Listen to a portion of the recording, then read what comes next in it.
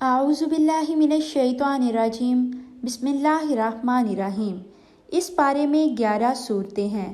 سورۃ ملک، سورہ قلم، سورہ الحاقہ، سورہ المعارج، سورہ نوح، سورہ جن، سورہ مزمل، سورہ مدثر، سورہ قیامہ، سورہ دہر، سورہ مرسلات۔ سورۃ ملک، اس سورت میں 2 باتیں بیان ہوئی ہیں۔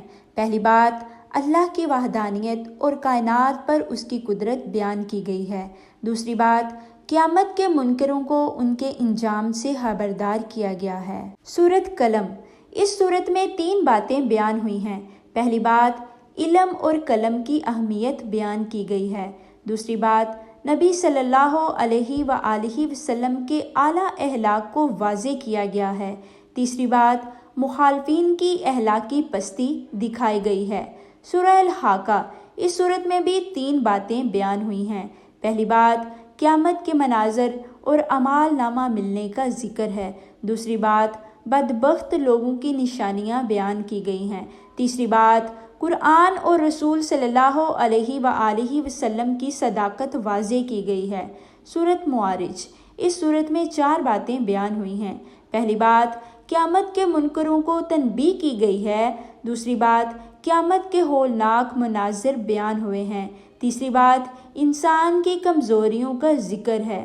چوتھی بات نیک لوگوں کی صفات اور جنت کی خوشخبری دی گئی ہے۔ سورہ نوح، اس سورت میں حضرت نوح علیہ السلام کی دعوت، قوم کے لیے بد دعا اور استغفار کی برکتوں کا بیان ہے۔ سورۃ جن، اس سورت میں 2 باتیں بیان ہوئی ہیں۔ پہلی بات جنات کے ایمان لانے کا واقعہ بیان ہوا ہے۔ دوسری بات توحید کا اعلان کیا گیا ہے۔ سورۃ مزمل، اس سورت میں عبادت، ذکر، صبر اور قرآن کی تلاوت کی ترغیب دی گئی ہے۔ سورۃ مدثر، اس سورت میں دعوت دین، صبر، قیامت اور انکار کرنے والوں کے انجام کا ذکر ہے۔ سورہ قیامہ، اس سورت میں قیامت، قرآن کی حفاظت اور انسان کی تخلیق کا بیان ہے۔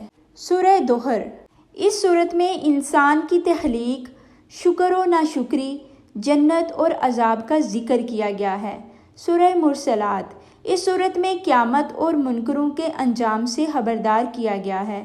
یہ پارہ انسان کو یاد دلاتا ہے کہ اللہ ہی اصل مالک ہے اور قیامت یقینی ہے، لہٰذا ایمان اور نیک اعمال ہی نجات کا راستہ ہیں۔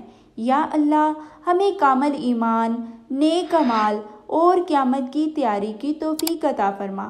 آمین ثم آمین یا رب العالمین۔